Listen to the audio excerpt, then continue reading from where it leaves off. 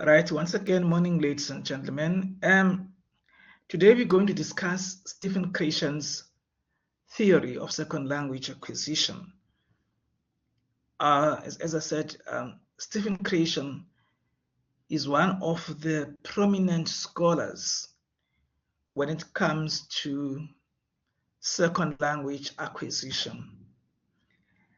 And one of the reasons for this is because of the theories of second language acquisition which he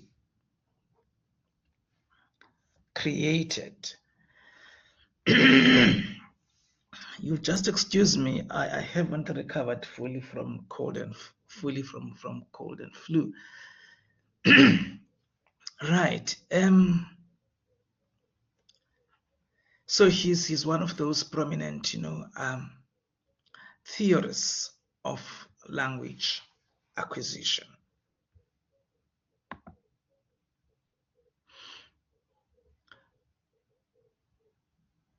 So mainly we will talk about language acquisition. We will talk about second language acquisition. And we will also talk about second language learning. And in the course of the lecture, we will make a distinction clear. We will make the distinction clear between language acquisition, which is what we have dealt with quite in detail when we looked at Noam Chomsky and when we looked at the innateness hypothesis, when we looked at language acquisition device, Broca's area of acquisition, Vernix's area of acquisition. So we were looking at language acquisition. Now our special focus today and maybe 1 or 2 days later is going to be on second language acquisition and second language learning. And as I've said, by the end of this lecture, in actual fact, you will be clear about the distinction between second language acquisition and second language learning. And that's very, very important for you to understand and to grasp.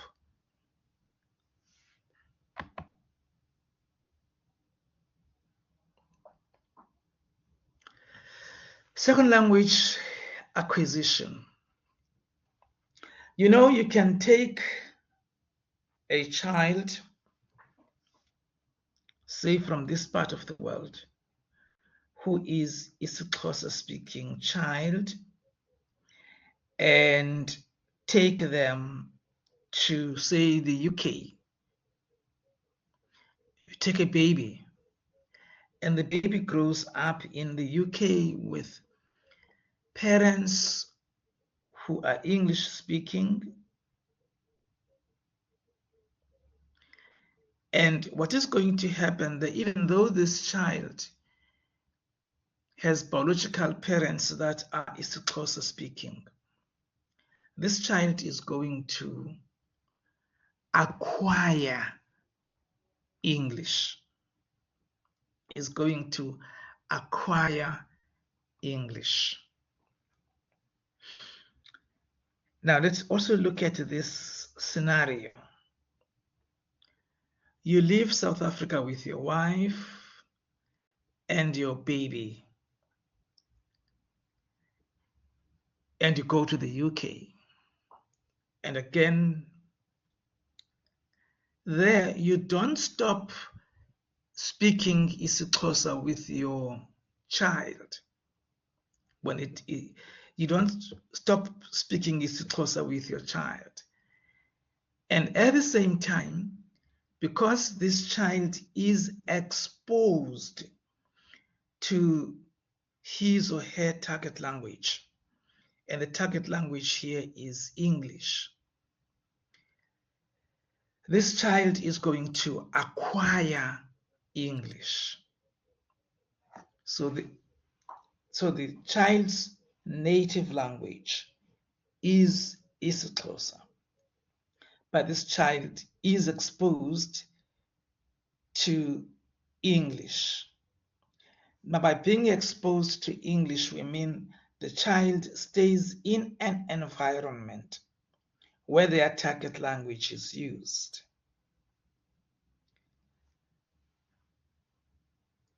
And without being taught formally their target language, the child will acquire their target language. And their target language in this case is English.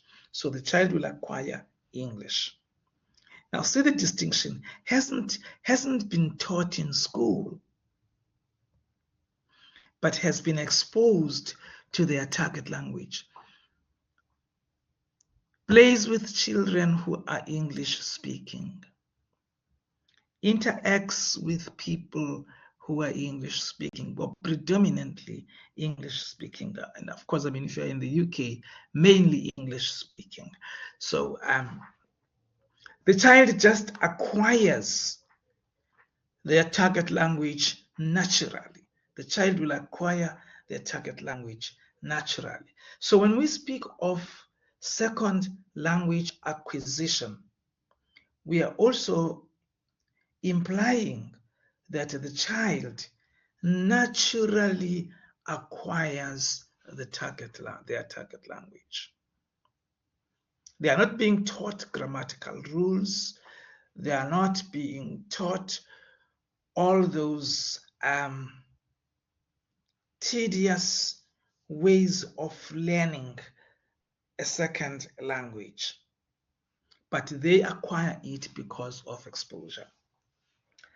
But that is an example that I think maybe is a kind of a far-fetched example that I've given of somebody living here and going to the UK.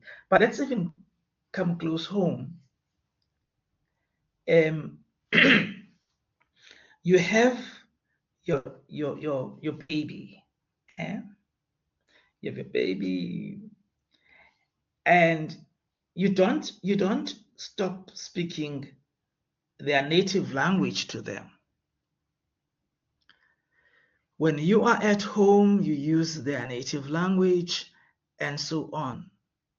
But you take this child, and I think we gave this example earlier, and you take this child to a creche where English is used throughout the day. I won't say as a language of teaching and learning, but it's used throughout the day. There's kind of full exposure of the child to English. And what's going to happen there is that as time goes on, the child is going to acquire their second language. They are going to acquire their second language because they are exposed to it. So in other words, to have acquisition, second language acquisition, taking place effectively, the child needs to be exposed to their second language. Target language, second language, that's the same thing. Ne? So they need to be exposed to their target language in order for them to acquire their second language.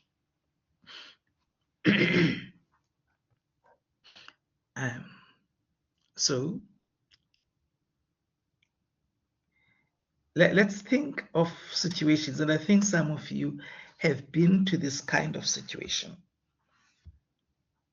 And also my own children also went through this kind of situation where we took them to mainly English dominated creche, preschools, and so on. But we never stopped from using their native language. We never stopped them from using their native language. And that's very important. Very, very important. I think I mentioned this before.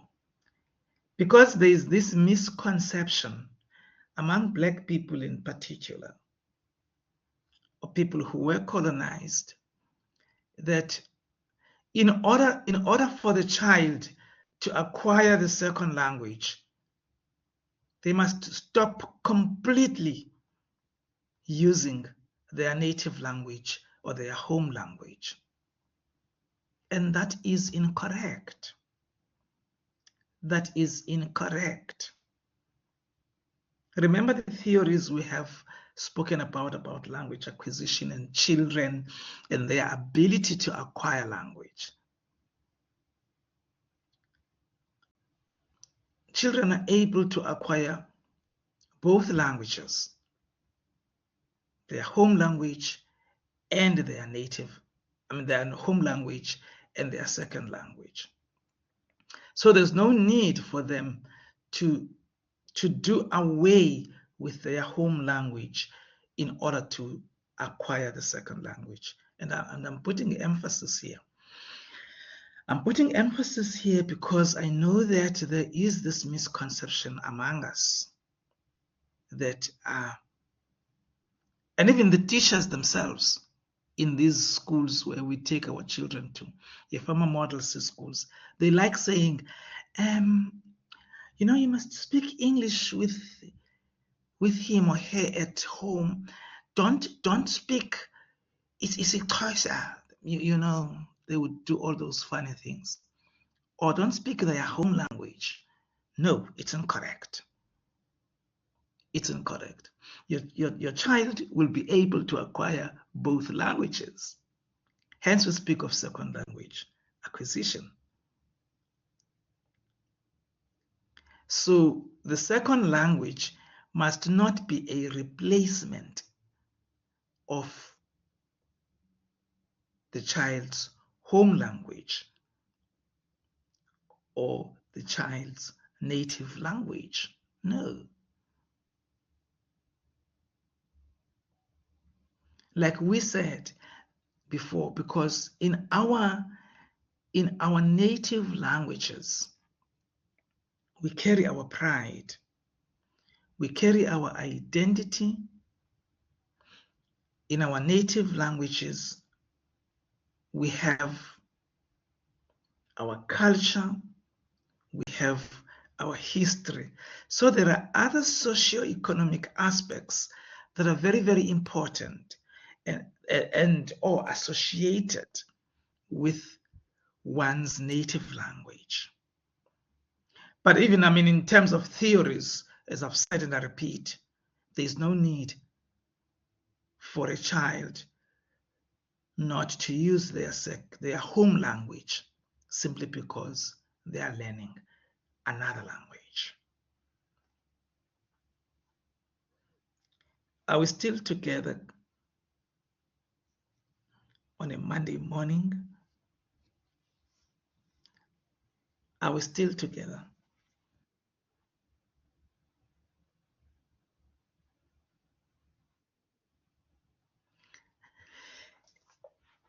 Thank you, Liko.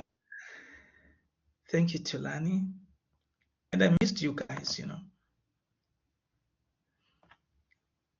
And Lilita is raising something very important here. Lilita Kotongwana is saying, even watching cartoons can be a valuable tool in supporting children's second language acquisition. And Lilita calls me prof. Thank you for the promotion, Lilita. I'm not a professor. But you're raising a very important point. Let's forget about titles. They're not so much important. You're raising a very, very important point. Even watching cartoons, yes, because it is, yes, Penati agrees with Lilita. And that's exposure. You're watching those cartoons are in English, let's say, you know, are in English, or whatever the target language would be.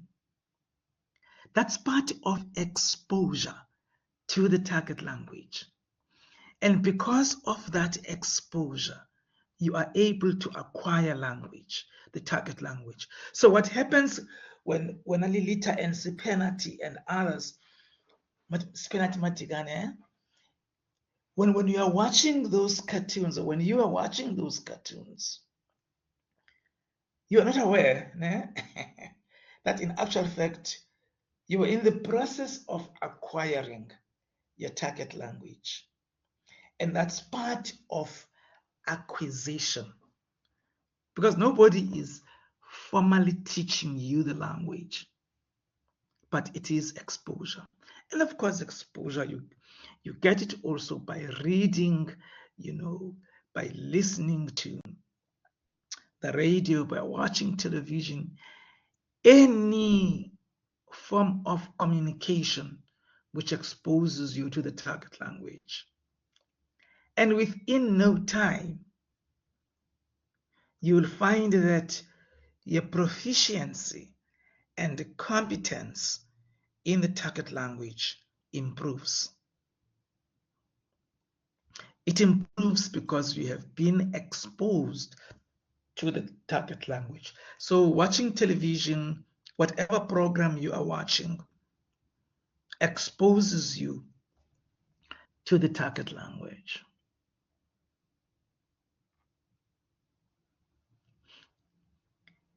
And again, let me repeat this. You don't need, and there's no need for you not to use your home language. It doesn't cause confusion. Some people who have not specialized in language learning and second language learning think it causes confusion. It doesn't. I started second language learning, language acquisition, and so on. My honors degree is on that. My master's at Rose University on that. My PhD. So I'm saying this with all the confidence that it's a misconception. And I know that when I say that, many people will look at me and say, no, this one, what is he saying?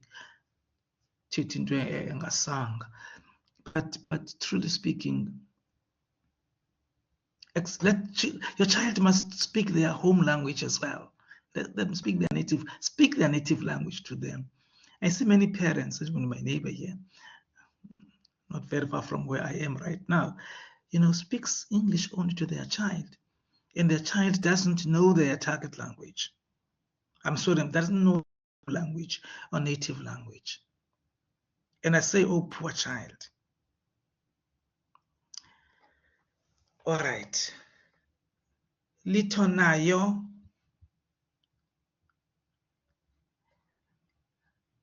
I wonder, Mamni, I know the Nayos in Tanzania. I wonder where you're coming from. Anyway.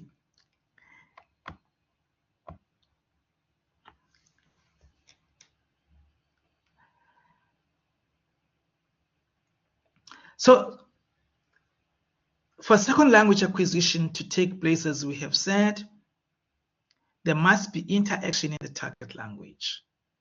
So when you're watching that cartoon or any other program, when you're reading that book, and when you are speaking also to people who are using your target language, that's interaction in the target language. So in other words, it occurs in an environment of natural communication. Acquisition takes place in an environment where people are using the target language, communicate with the target language, there's natural communication of the target language. Nobody has a switch to inflict corporal punishment on anyone. Nobody's busy correcting your errors that you make on the target language. There's just natural communication. That's second language acquisition. That is why you have people who have never gone to school,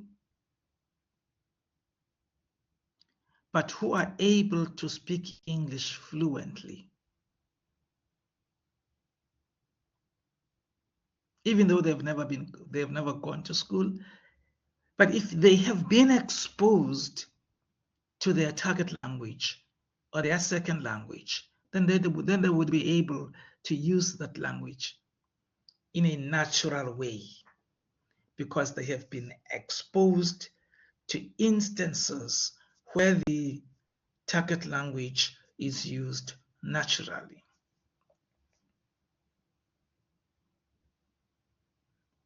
So when it comes to the use of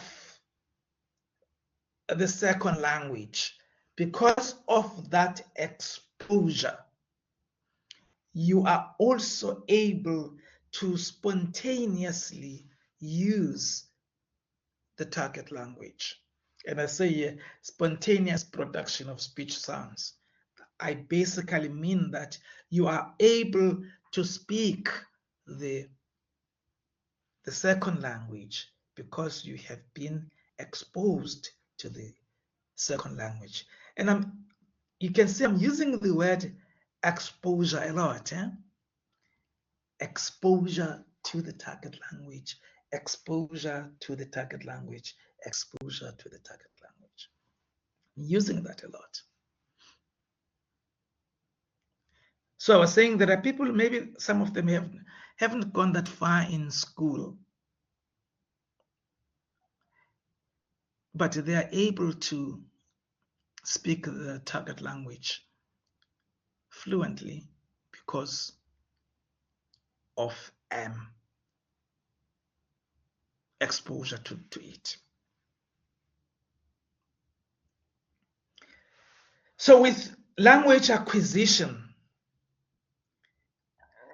focus is not on the form of language. It's not on how the language is structured. Excuse me. It's not on what is a noun phrase, what is a verb phrase, what is an adjectival phrase, and so on. What is concord? There's no focus on bombarding the child with those grammatical rules. But instead, the child sits in front of the television, watches a program they like, the cartoons, and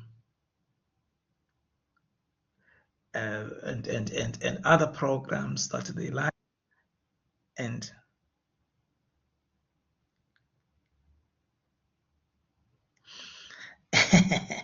ububele buthunywa ne. I want you are saying target language is not complete to us who are from rural areas because our teachers teach it in isiXhosa. We will talk about that, and we will talk about that. You do have a point there, because what you are saying is that you didn't get complete exposure to the target language. But we will talk about that. And I like the fact that you're saying because the teachers teach it in isiXhosa. We will talk about that maybe later or in another topic when we do translanguaging. We will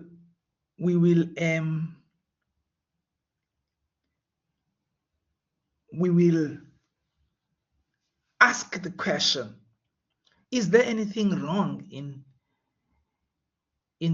explaining certain concepts in isiXhosa, whether one is teaching in English or not? But I think let's then, what do they say? Masiyibekele ingca loo ndawo. We will consider that later, Bubele. I've got something to say. I've got lots to say about that, about the fact that people, teachers sometimes switch to isiXhosa while teaching English, or switch to isiXhosa when they are supposed to teach in English only.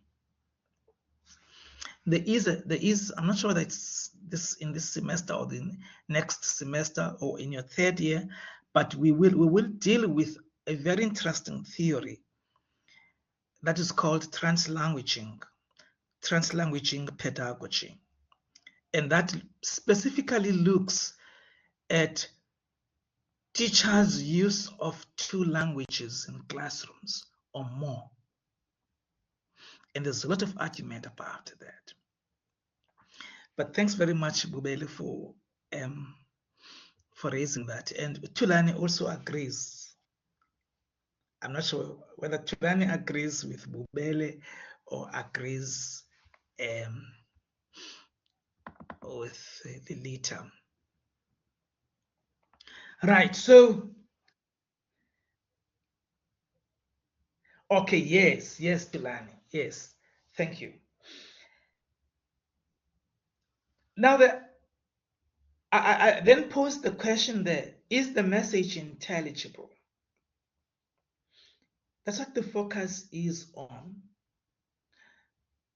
The focus with second language acquisition is not on the correctness of grammar,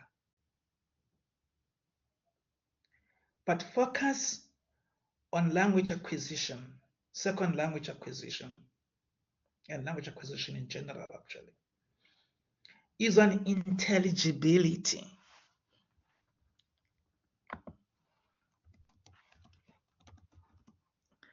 Intelligibility. I'm writing it down on the chat box in intelligibility. Focus is on intelligibility. Now, what do we mean by that? We simply mean that in a natural communication environment, interlocutors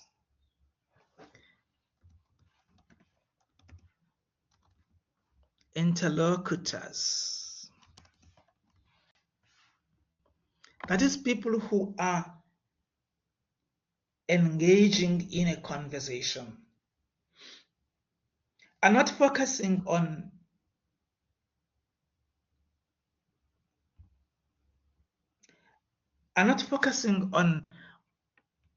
the grammar of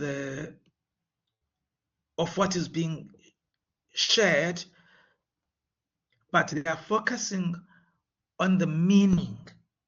In other words, are you able to understand what I am saying, even if it has some grammatical errors?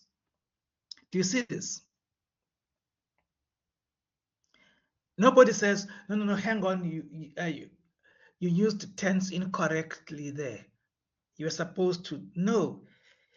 If they understand the message, then they are able to continue with their conversation without focusing on what grammar error has been made.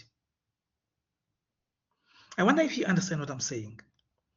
So focus is on meaning, is on the message. Does the message make sense? Are you able to understand the message? Forget about tense that has been used incorrectly or any other grammatical rule that has been broken. The main thing is, have you understood my message? That is, those people who are interacting in a natural communication environment.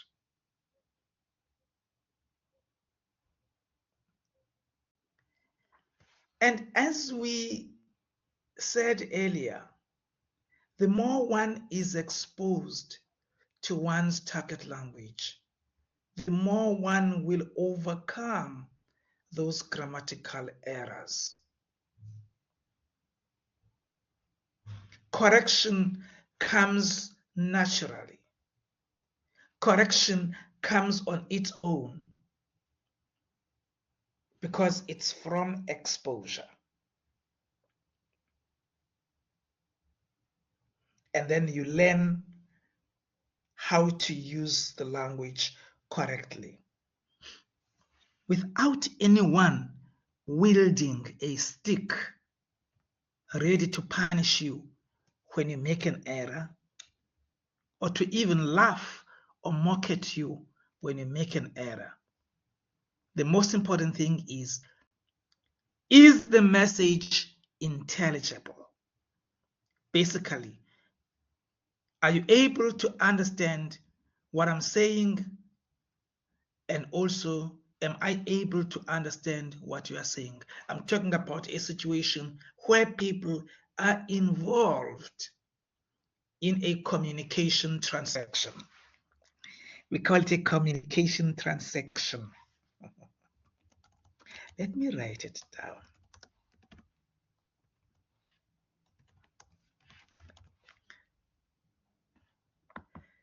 So in that communication transaction, the most important thing is the message. Are you able to understand what the other person is saying to you and vice versa? And that's all.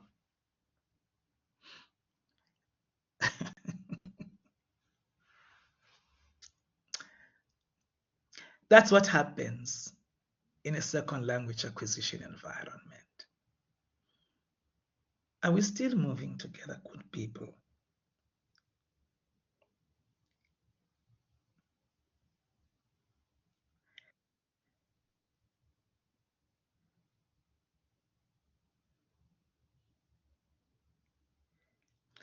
Okay, good question, Bongani. Justice Lehula is asking Bongani, if someone is able to comprehend the second language but is unable to speak it, does that still count as second language acquisition? One, and it's going to depend. Remember what we have described as a second language scenario. A second language acquisition scenario is a scenario where the person is exposed to their target language. Ne? That's a second language acquisition scenario. So the question I would have to you would be, is this person you are talking about in an environment where they are exposed to their second language? If they are in an environment where they are exposed to their second language, so the answer is yes. But let's go straight to the gist of your question. If someone is able, you ask, if someone is able to comprehend the second language but is unable to speak it, and this is very common. You first comprehend the second language. In other words, Wernicke's area of language development functions, you can say first. You are able to comprehend the second language, but you are unable to articulate it in return. In other words, you haven't reached that level of acquisition where you can confidently respond in your second language. So the answer is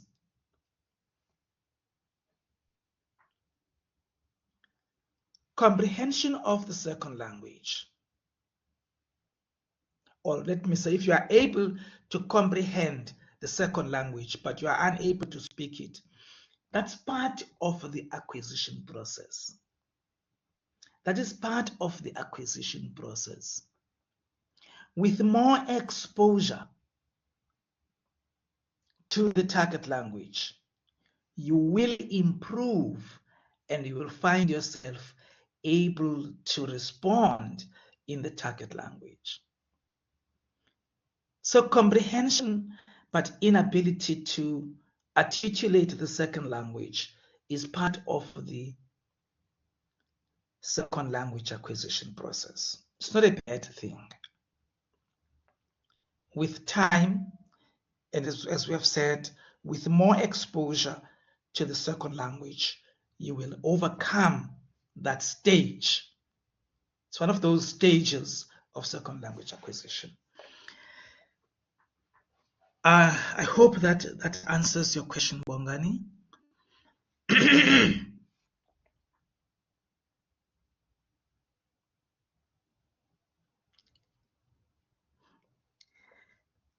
Okay. I will move on. I'm not sure whether Bongani has understood my question or whether we have lost him or not.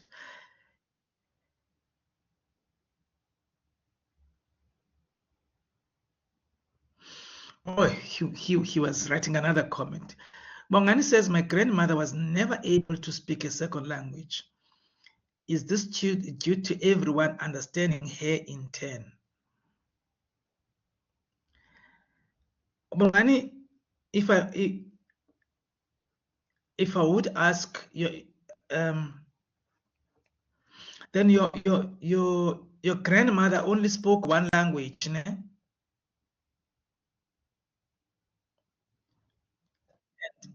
And never spoke any second language.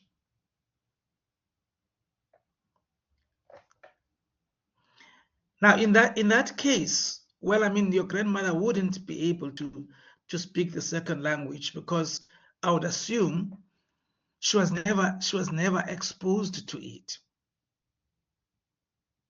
and also was never taught it at school. I would assume that is why she's unable to speak your second language. But I don't have the full background as to why she's unable to speak it. But I would assume that that's a situation of somebody who has never had exposure to their target language, whether through a natural communication process, which is what we are explaining now, the second language acquisition process, or a second language learning process, whereby one goes to school and learns and acquire the second language in a formal school environment. So if those things have never happened to her, a formal school learning environment, and also a situation where she was exposed to the target language, then obviously she will find it difficult. Basically, she will not be able to use the second language because she has never been exposed to it.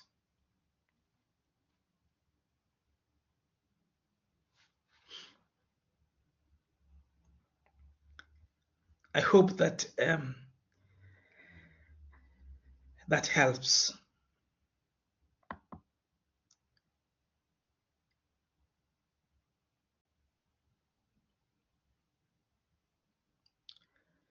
And Creation has a term that he uses for this exposure of people to their second language.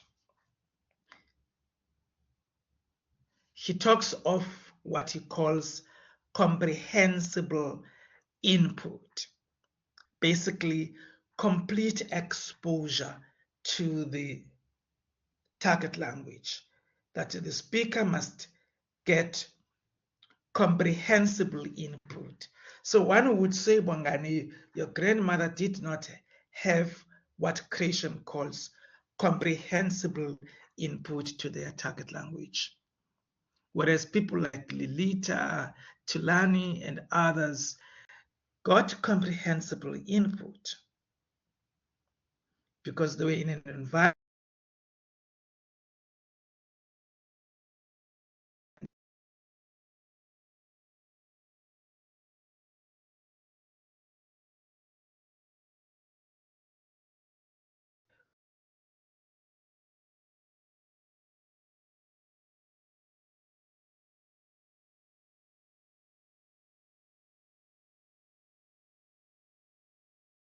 where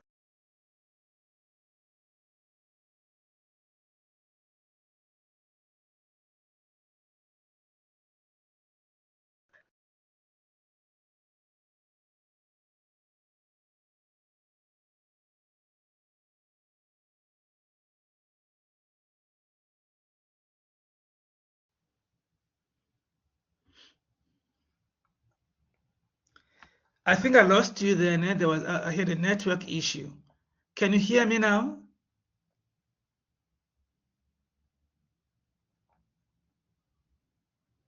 Can you hear me now, guys? I had a network issue there, and I think I lost connection. Okay, thanks, guys. Thanks, Anati, Benati, Tepo, Sive. Okay, thanks.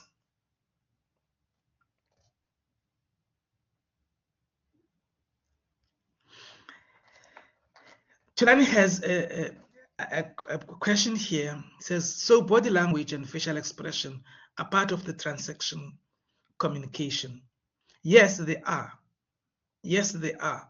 They are part of that communication process. In actual fact, we send more messages during a communication transaction non-verbally than verbally. So more messages are conveyed non-verbally than verbally. So yes, it's part of facial expression, body language, gestures, you name it, our attire, everything is part of that communication process. And we use those to convey messages. And students of nonverbal communication or scholars of nonverbal communication tell us that more messages are sent nonverbally than verbally. In fact, about 65% of messages that we convey during a communication transaction are nonverbal.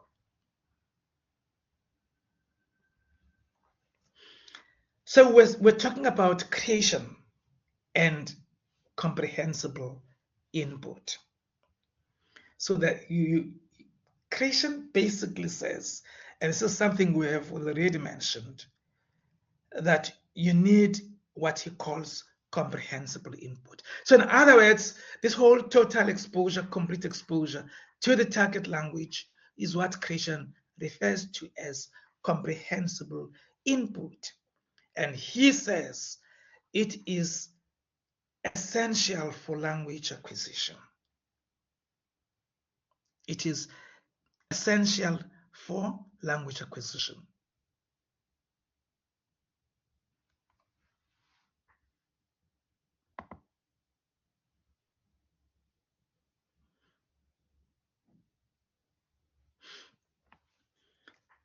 So comprehensible input requires an environment that exposes the acquirer to their target language.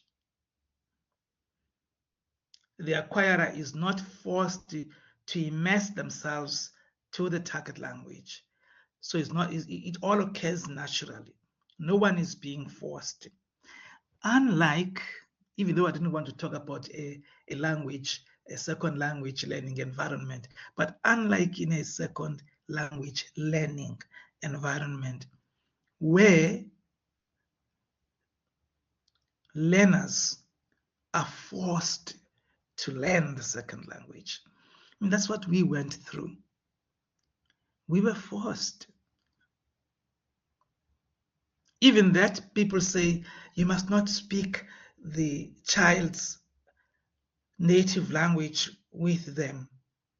That's a way of forcing the target language.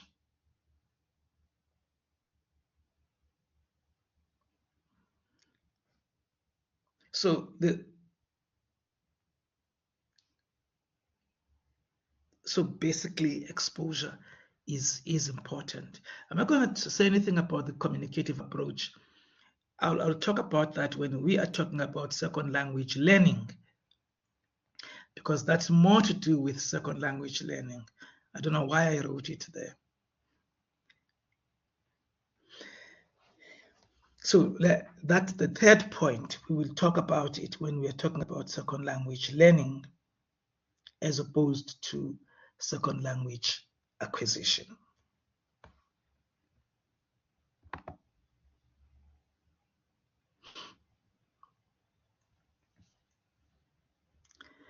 So Creation has come up with 5 hypotheses. So his theory has 5 hypotheses, and we call these the 5 hypotheses. The 5 hypotheses of Creation's theory of second language acquisition. Now let's quickly look at these, and I'm going to run through them. 1, we have the affective filter hypothesis. 2, we have the acquisition. We have the acquisition learning hypothesis. 3, we have the monitor hypothesis. And 4, we have the input hypothesis. And 5, we have the natural order hypothesis.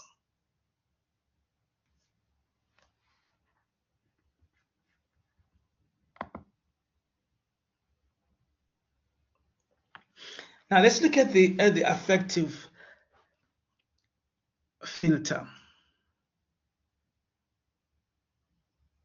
The affective filter hypothesis embodies Creation's view that a number of affective variables play a facilitative but non-causal role in second language acquisition. So basically, there are other factors that are important in second language acquisition.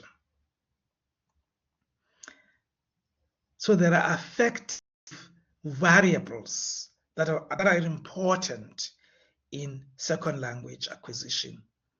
And one of those is motivation. I think you will agree with me, né? If you are motivated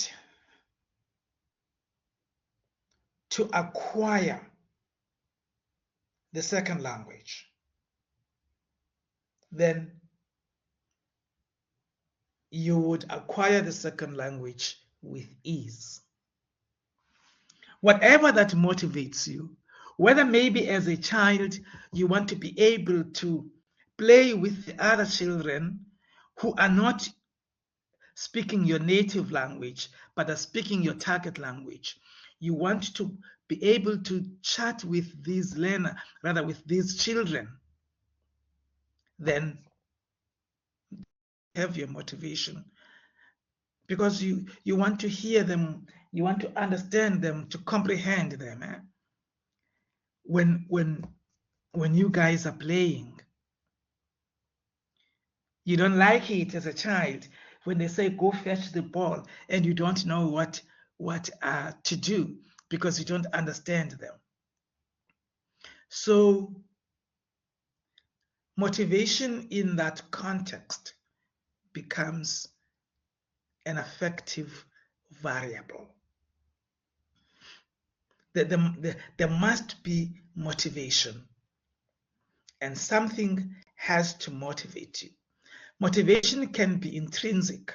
It means it comes within yourself, or you could be It could be extrinsic when you are being motivated, maybe by your parents, to acquire the second language. Also important for second language acquisition is self-confidence.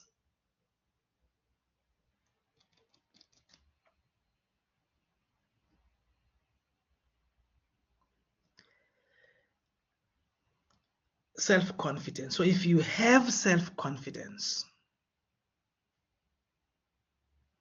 then you would be able to, I think you would agree with me, acquire the language. Because of self-confidence, and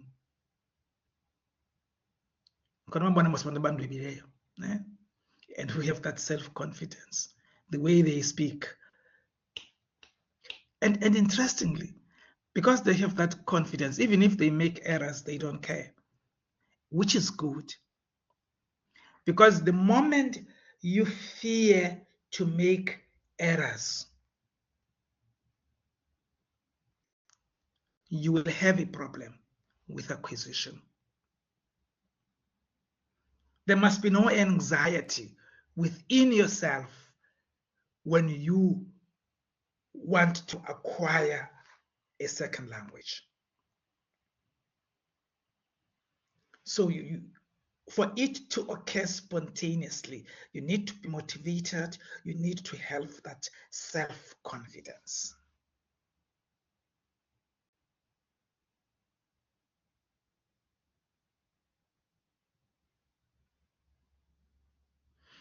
So those kind of learners have a better chance of acquiring their second language because they are motivated, they are self-confident, they have a good positive self-image or positive self-esteem. When you have a positive self-image, I'm staying with somebody who has a very good self-image. Okay. When you have a positive self-esteem, you see things positively. You see life in a positive way. You don't see problems, you see solutions. You don't see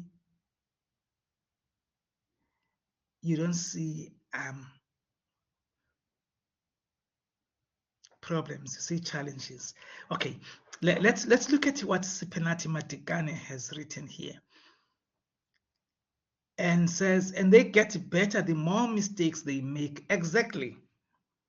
The more errors they make in their target language, the better they become. Very good point. Because you need to make those errors. Errors are part of language learning. Errors are part of second language acquisition. So people have to make those errors. You must not laugh at them. You must not mock them. It doesn't mean they are. Yes, Tsepo agrees. Tsepo says yes, that's how you are able to learn it. It's through the errors. You make those errors, and as time goes on, you'll find that, without noticing, but later on you realize, I now, speak my target language better than I used to. It is because of that self-confidence, but more importantly, because when you made errors, those errors did not stop you. So the moment you become anxious of making errors is the moment you are going to experience problems in using your target language. Now, let me say something. even though maybe I should have mentioned this when I'm discussing language learning. When you guys, we ask you to write assignments, we ask you to write an essay, you guys run to download any essay from the internet that talks about the topic, even if that essay, even if what you are going to download is relevant to the question you were asked or not, you just download it and submit it to your lecturer. Others copy and paste from sources and to learn and use and use and submit that. Others these days use AI a lot. ChatGPT 4. They use ChatGPT 4 to do the assignment for them. Now, one of the reasons, and I'm going to say it here, one of the reasons why students do that, you will tell me if my hypothesis is wrong. It's my hypothesis. But one of the reasons why students do that, it's because they are anxious of making mistakes in English. I know there are other reasons of being lazy, of not doing the assignment in good time and whatever. And then you are trying to just, have the final product either way and submit it.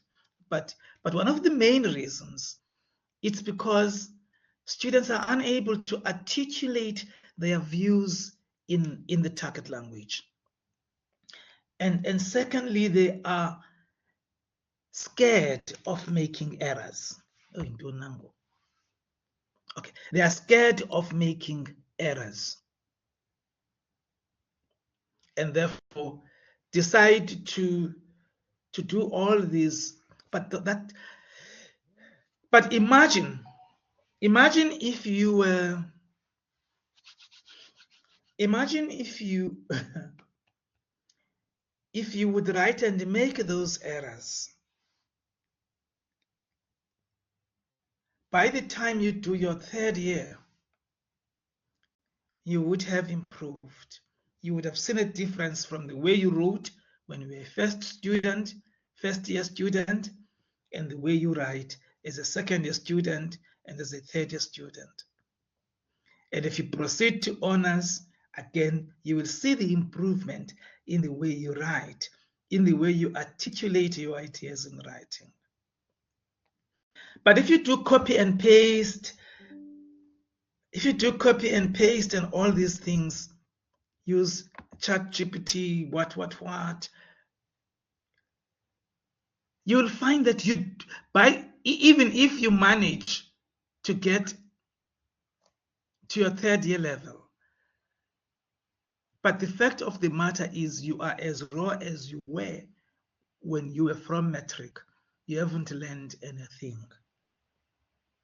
because you haven't, for 3 years, you did not learn anything. And then you want to do your honors, you are unable to write.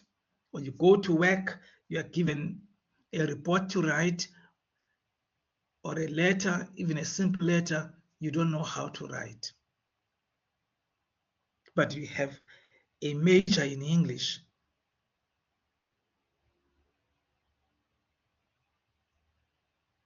And one of the reasons, it's this anxiety. It's this wrong approach that is being used in the teaching of the second language. In high school, and primary school, there is this misconception that, as I said, you must not make errors in your target language. How can you not make errors in a language that is not your language? Who doesn't make errors in a language that is not their language? So it's nonsense to expect learners not to make errors. But the most important thing for us as teachers and lecturers is how do we respond when learners make those errors?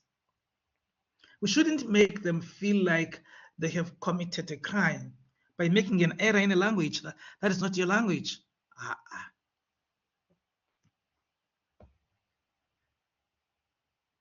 Like you guys say, Sipenati, you put it nicely, and you say, and they get better the more errors they make. Well, you wrote mistakes in the right error, and they get better the more errors they make. And SEPO agrees with, yes, that's how you are able to learn the target language. So don't be afraid of making errors, even if you are writing. Because if you are writing that essay for me and you write using your own words, you write your own way, then I will be able to see that, okay, this student needs to be assisted with this. Then I will make my intervention and know that this is the kind of intervention that we need to make in order to assist this student achieve the level of competence and proficiency that we require.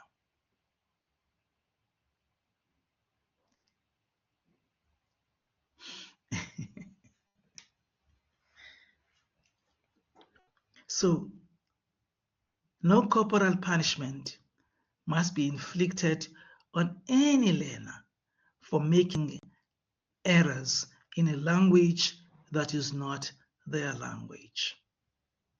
That's not the way it should be. And if I think of my own schooling days, primary, secondary education, and so on, we were made to suffer for making errors in our target language. Corporal punishment was inflicted on us for making errors in our target language, and so on and so on. They were using a wrong approach. That's why I didn't want to talk about the communicative approach. I'll talk about it later. But they were using a wrong approach. They were using an approach that made us to be demotivated, that made us to lose self-confidence. Because if you make an error in your target language, you will lose self-confidence. You will become anxious. And even those personality traits that you have, a positive self-image and so on, will be dented by the way you are treated, simply because of making an error in a language that is not your language. And I can even become political about it and say, you're being punished for making an error in a language that is a colonial language.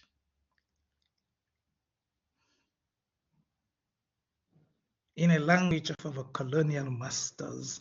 But let's leave it there. You're still too young for that.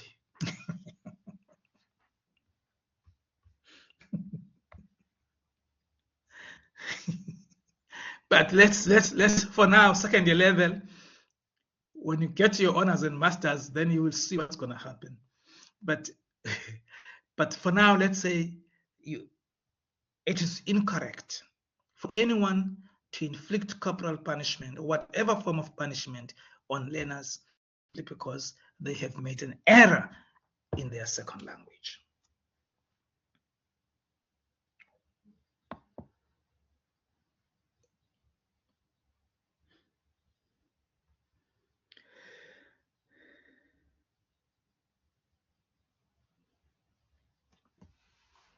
So, like we've said, if the acquirer has low motivation, if the acquirer has low self-esteem, And all those make it difficult for the learner to acquire the language. They prevent that process of language acquisition, which creation speaks about. They prevent comprehensible input from taking place because of those affective filters.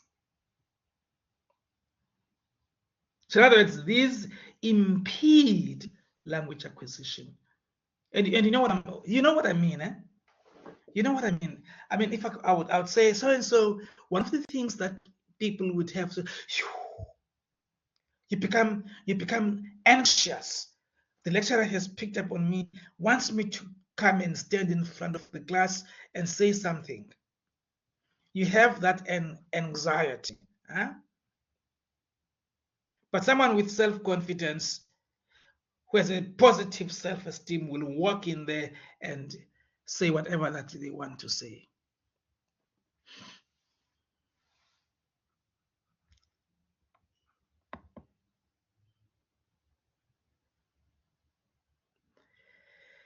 I can continue, but that was language acquisition, ladies and gentlemen. And the next topic under this one is learning. I think this is acquisition learning, that the work creation makes the distinction between acquisition and learning. But I think by now you have an idea of what we are talking about. You know what acquisition is about. There's a lot of, there must be exposure to the target language. There must be what creation calls comprehensible input in order for language acquisition, second language acquisition, to take place. So you have people who have never gone to school, and I'm going to use this example of this person. And it's one of the reasons why I like him. Umsholozi, ubaba, uJacob Zuma. And I'm not talking about his political views and everything else. I'm talking about language acquisition. We are told that he never went to school. He said it himself that he never went to school. But he can speak intelligible English. Because when he was in exile, he was exposed to it. Do you see that? Somebody who never went to school, that is also what he said himself, and he keeps on mentioning it in any way.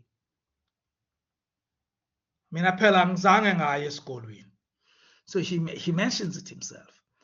But what is impressive about him, if you look at the way he articulates himself, is he's able to speak intelligibly in the target language because of exposure. Because of exposure to it. And because he has that self-confidence, then of course, it was easy for him to acquire the target language.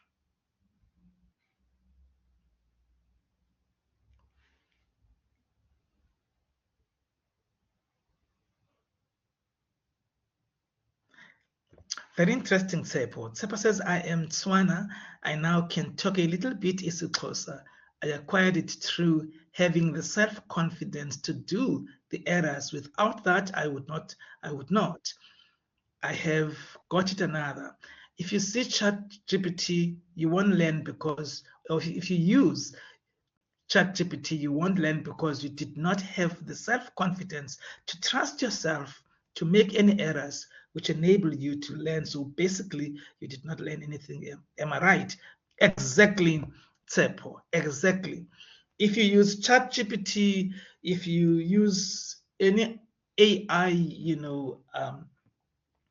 assisted form of essay writing and all those things, if you're downloading stuff from the internet and copying and pasting, you're not learning anything. And by the time you complete your third year, if you manage to pass, as most probably you will, but the unfortunate part of it is that you will hold that certificate with a major in English, but you are not even able to write an essay, a paragraph that's correct in English. So write your own essays so that your lecturers can see what level you are, and then they can be able to see how to assist you in achieving the level that you have to achieve. Thanks very much, Tsepo. Very interesting point.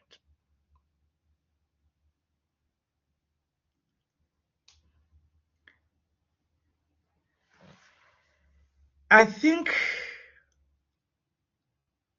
I've got a couple of slides on acquisition learning. I'm going to be in a workshop as from tomorrow till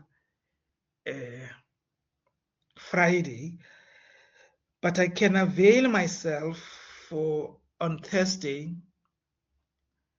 I can avail myself on Thursday for an hour so that we can do this part on acquisition learning and specifically focus on learning. What do we mean by language learning? So you will, by the time we finish these two topics, language acquisition and language learning, you will know the difference between the two. And that's very important for you.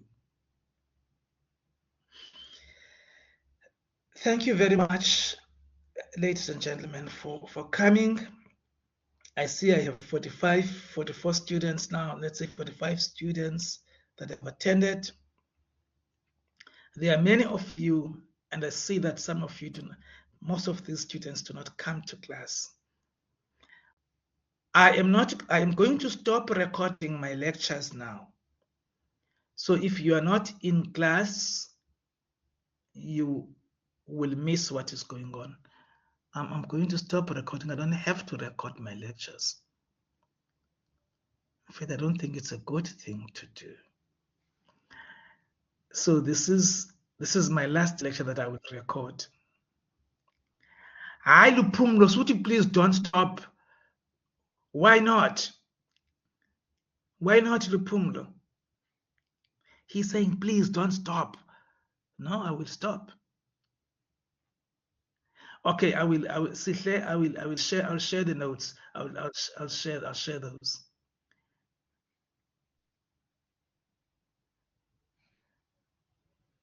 Classes clash. Guys, this is the time that we were given. Mihlali, I don't know what you have written there. Yo.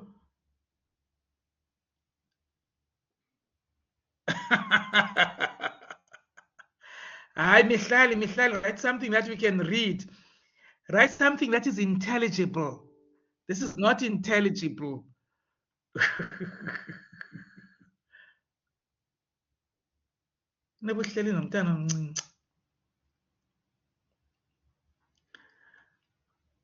We can't decipher what you have written, Mihlali. So guys, we are writing our test on Monday next week. Please read everything that we have done. But I'll upload all the notes, all the slides, and so on.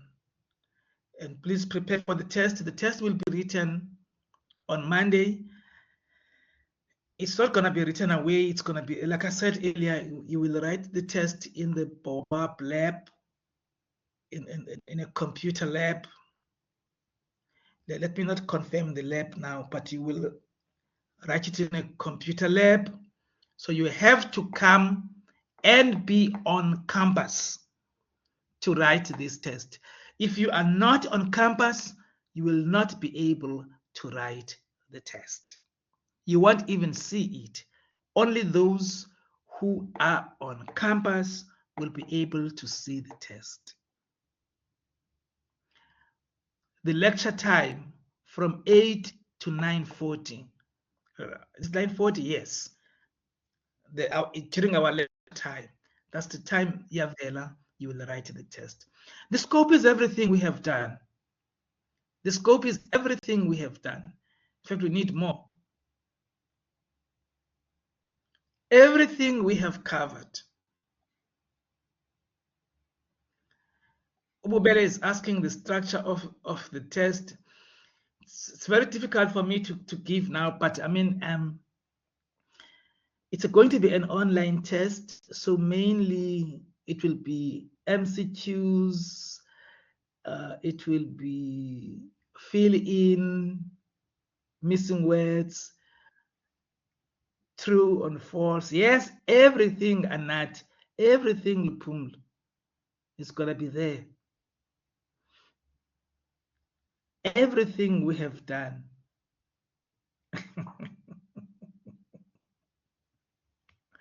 So yeah, that will be the structure of the test. It's going to be those short questions. But prepare. Prepare, prepare, prepare.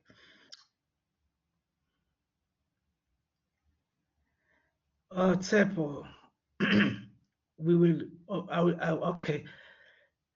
I respect Tsepo, I don't know why.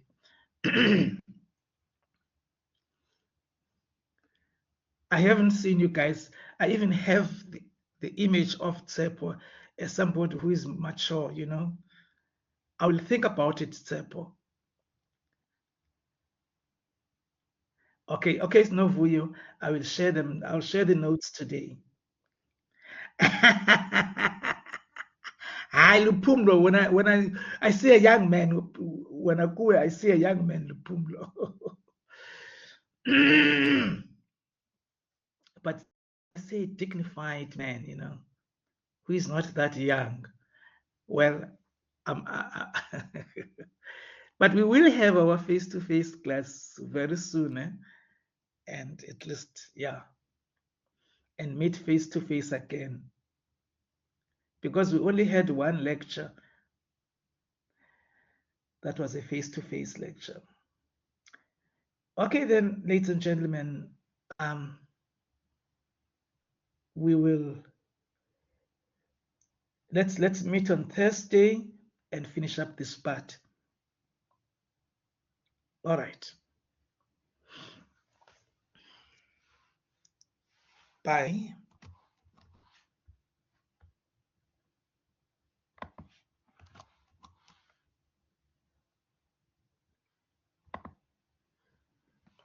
Shabubele, Shotsepo, Shospenati,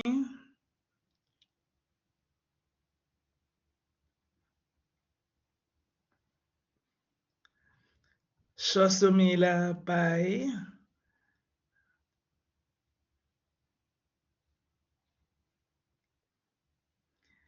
Bye, Standiwe.